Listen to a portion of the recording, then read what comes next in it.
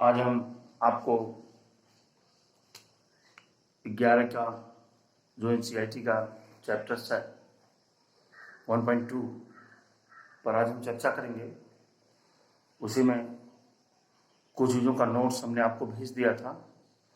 अब हम आपको उसी का लेक्चर बता रहा हूँ, उसको सुनिए ध्यान से। एक पहले होता है रिक्त समुच्चय। रिक्त समुच्चय इंग्लिश में कहते हैं इसको एम्प्टी सेट। जैसा कि नाम से स्पष्ट हो रहा है कि जिस सेट में कोई एलिमेंट ना हो, जिस सेट में कोई एलिमेंट ना हो, अगर ऐसा सेट है जिसमें कोई एलिमेंट नहीं है तो आप उसको कहेंगे कि रिक्त समुच्चय है। जैसे हमने मान लिया A बराबर S, देख रहे हैं बीच में कोई समुच्चय नहीं है, इसलिए क्या हो जाएगा, रिक्त सेट हो जाएगा, एम्प्टी सेट हो जाएगा। इसको हम फाई से भी लिखते हैं, लेकिन अगर हम इस तरह से लिख देंगे A equal to phi, this is not empty set, this is not empty set. ये एम्प्टी सेट नहीं है, क्योंकि ये जो ब्रैकेट में लिख दिया गया है, ये ब्रैकेट में लिखने का मतलब है फाई इस सेट का एक एलिमेंट है, इस सेट का एक एलिमेंट है, इसलिए ये जो है नहीं हो सकता। कहने का मतलब हुआ कि जिस सेट में, जिस समुच्चय में कोई एलिमेंट ना हो, वह समुच्चय रिक्त समुच्चय एम्प्टी सेट कहलाता है। अगला आता है इसी में परिमित। अगला आता है इसमें परिमित और अपरिमित समुच्चय। अपरिमित समुच्चय इंग्लिश में कहते हैं इसको फाइनाइट एंड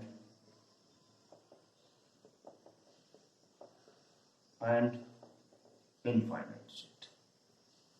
नाम से स्पष्ट दिख रहा है आपको, फाइनाइट सेट उस सेट को कहते हैं जिस सेट के एलिमेंट को हम गिन सकते हैं, जिस सेट में एलिमेंट की संख्या को हम गिन सकते हैं, जिस सेट में एलिमेंट की संख्या को गिना जा सकता है, उसको हम क्या कहते हैं, फाइनाइट सेट।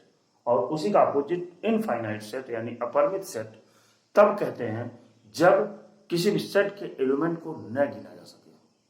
जब किसी सेट के एलिमेंट को न गिना जा सके उसको हम कहते हैं इनफाइनाइट सेट, अपरिमित समुच्चय। ठीक है, जैसे मान लीजिए हमने ले लिया A इक्वल टू 1 2 3 4 5। हमने कहा कौन सा सेट होगा, तो आपने कहा कि ये फाइनाइट सेट होगा। लेकिन अगर हमने ऐसे लिख दिया A equal to 1 2 3 4 5 and so on, आगे क्या हो जाएगा, इनफाइनाइट समुच्चय। क्या हो जाएगा, इनफाइनाइट सेट। इसके बाद एक अगली टॉपिक आती है इसमें, फिर हम एक्सरसाइज को स्टार्ट करेंगे। एक टॉपिक बताने के बाद फिर हम एक्सरसाइज को बताएंगे आपको कि एक्सरसाइज में क्या है। इसमें है समान समुच्चय। अब आता है समान समुच्चय, इसको कहते हैं इक्वल सेट। देखिए समान समुच्चय, कोई भी समुच्चय, मान लीजिए कोई समुच्चय A है और दूसरा कोई समुच्चय B है। ये दोनों समुच्चय एक दूसरे के इक्वल कब होंगे, जब दोनों सेटों में सिर्फ एक ही एलिमेंट हो। ध्यान दीजिएगा, जब दोनों सेटों में एक ही एलिमेंट हो तब आप कहेंगे कि यह दोनों सेट एक दूसरे के इक्वल है। दोनों सेट एक दूसरे के इक्वल हैं और इसको हम लिखते हैं A इक्वल टू B। इस तरह से इसको लिख देते हैं। कब लिखते हैं, जब दोनों सेटों के, दोनों समुच्चयों में अवयवों वही अवयव हो, मतलब एक ही अवयव हो, तब उनको हम कहेंगे कि ये जो है समान समुच्चय। अब हम सीधे आपको एक्सरसाइज 1.2 पे लिए चलते हैं, जहां पर आप सारे क्वेश्चंस को बहुत इजीली लगा लेंगे, सिर्फ इन्हीं सारे डेफिनेशंस को देख करके। पहला हमने आपको बताया रिक्त समुच्चय, ऐसा समुच्चय जिसमें कोई एलिमेंट ना हो, such type of set is called empty set.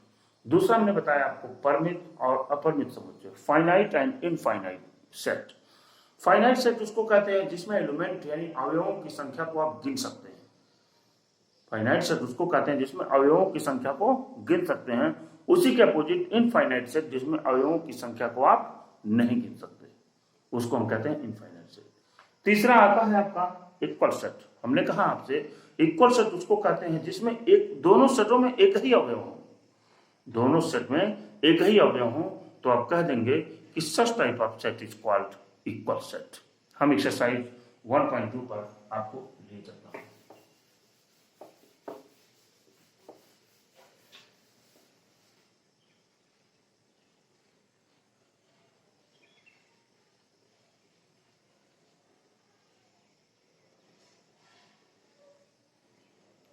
Question number 1,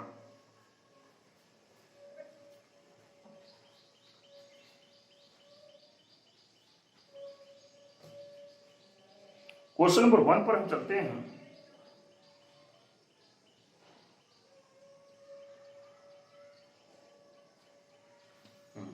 पहला है निम्नलिखित में से कौन से रिक्त समुच्चय के उदाहरण है। इसमें पूछ रहा है कौन सा रिक्त समुच्चय का उदाहरण है, मतलब एम्प्टी सेट। जब हम इसको सेट करेंगे तो ऐसा क्या मिलेगा कि खाली सेट आ जाए जिसमें कोई एलिमेंट ना हो। जैसे पहला दिया है 2 से भाज्य विषम प्राकृतिक संख्याएं। 2 से भाज्य विषम प्राकृतिक संख्याएं क्या हो सकती हैं? क्या पहली बात तो विषम संख्या 2 से डिवाइड ही नहीं होती। फिर ये कह रहे हैं कि 2 से भाज्य विषम प्राकृतिक संख्याएं नहीं हो सकती, इसलिए ये क्या होगा? एम्प्टी सेट हो जाएगा। क्या हो जाएगा?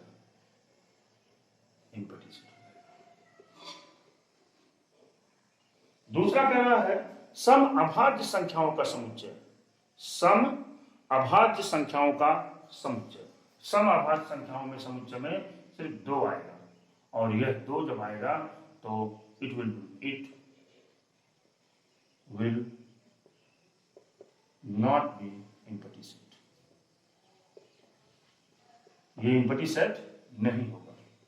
जब हम थर्ड पर चलते हैं, xy such that x is less than 5, एक x is less than 5 दिया हुआ है and x is greater than 7।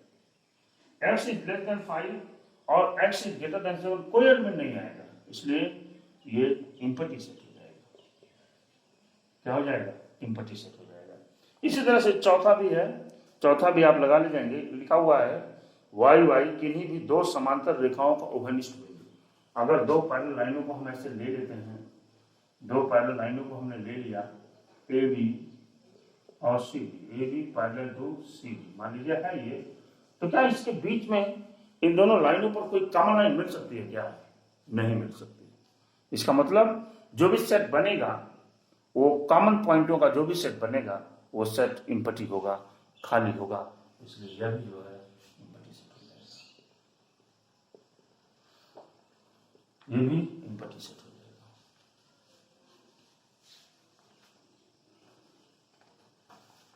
दूसरा क्वेश्चन है इसी में, निम्नलिखित समुच्चयों में से कौन परिमित और कौन अपरिमित समुच्चय है? कौन फाइनाइट समुच्चय है, कौन इनफाइनाइट समुच्चय है? मतलब कहने का हुआ कि किसको आप गिन सकते हैं, किसको आप नहीं गिन सकते हैं। इस पर चलते हैं वर्ष के महीनों का समुच्चय। वर्ष के महीनों के समुच्चय पर जब जाएंगे तो वर्ष में 12 महीने होते हैं, इनको आप गिन सकते हैं, इसलिए क्या हो जाएगा? Finite set. सेकेंड है 1 2 3 4 अंशवान, ऐसे लिखा हुआ है, मैंने बाय एग्जाम्पल आपको बताया है 1 2 3 अंशवान, ये क्या हो जाएगा? Infinite set. We can not count the element. आप एलिमेंट की संख्या को नहीं गिन सकते, इसलिए क्या हो जाएगा? इनफाइनाइट सेट हो गया। अगला देखते हैं, तीसरा है, तीसरा आपको कह रहा है 1 2 3 अंशवान 99 100। देखकर आप बता देंगे कि फाइनाइट सेट है क्योंकि इसमें नंबर ऑफ एलिमेंट्स कितने हैं, नंबर ऑफ एलिमेंट कितने 100 है। आप गिन करके बता सकते हैं, इसलिए फाइनाइट सेट हो जाएगा। चौथा, 90 से बड़ी धन पूर्णांक, 100 से बड़े धन पूर्णांकों का समुच्चय, 100 से बड़े जब धन पूर्णांकों का समुच्चय आप लेंगे तो बहुत सारी संख्या मिलेगी आपको, उन संख्याओं को आप गिन नहीं सकते।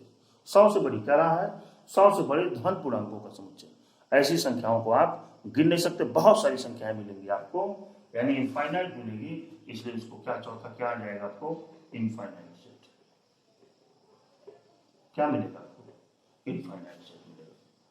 इसी में पांचवा दिया हुआ है आपका 99 से छोटे अभाज्य पूर्णांकों का समुच्चय, 99 से छोटे अभाज्य पूर्णांकों का समुच्चय जिसको आप गिन सकते हैं। 99 से छोटे अभाज्य संख्याओं को आप गिन सकते हैं जो 99 तक ही आएंगे, इसलिए क्या हो जाएगा, फाइनाइट सेट। क्या आ जाएगा ये, फाइनाइट सेट। ये आपका क्वेश्चन नंबर 2 हो गया। अब हम क्वेश्चन नंबर 3 पर चलेंगे।